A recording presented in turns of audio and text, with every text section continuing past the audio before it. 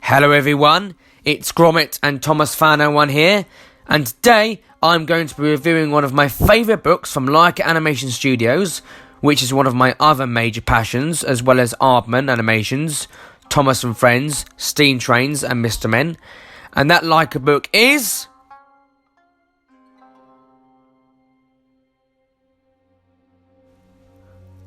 The Art of the Boxtrolls. This book was written by Phil Brotherton, who is actually an art director for Laika.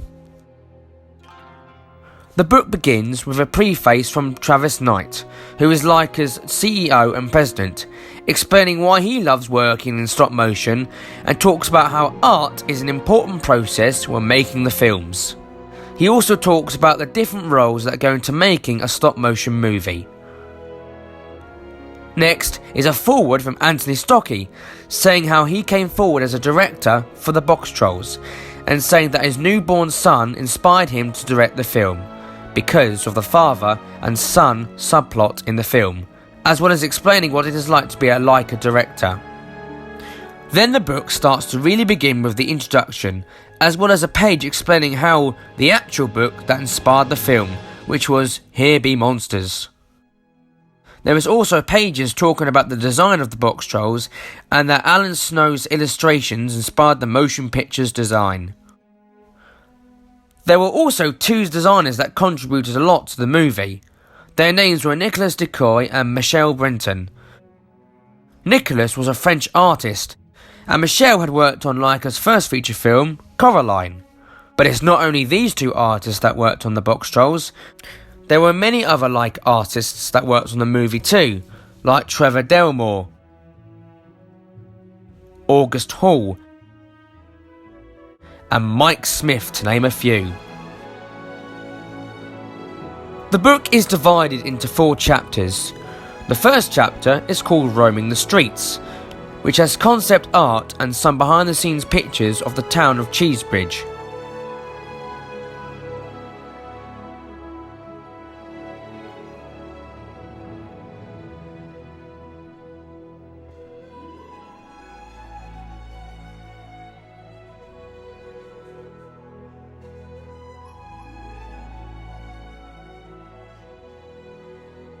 Chapter 2, The World Below, explores the world underground where the Boxtrolls monsters live.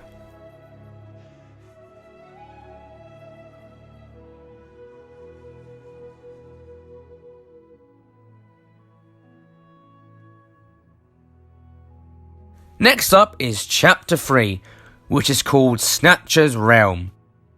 This chapter shows you not just Snatcher's evil lair, but also shows the reader the 3 different puppets of Snatcher. One of which is the very complicated Allergy Snatcher. After Chapter 3 is Chapter 4, which is called Life at the Top, which shows you design concepts of the Cheese Guild house interiors, as well as characters like Lord Portney Rhine and his daughter Winnie.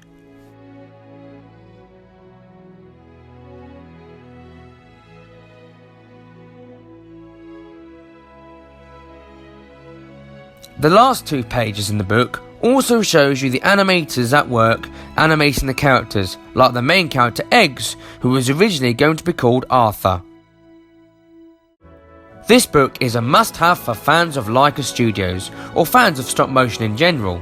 It is packed with behind-the-scenes information that will inspire you.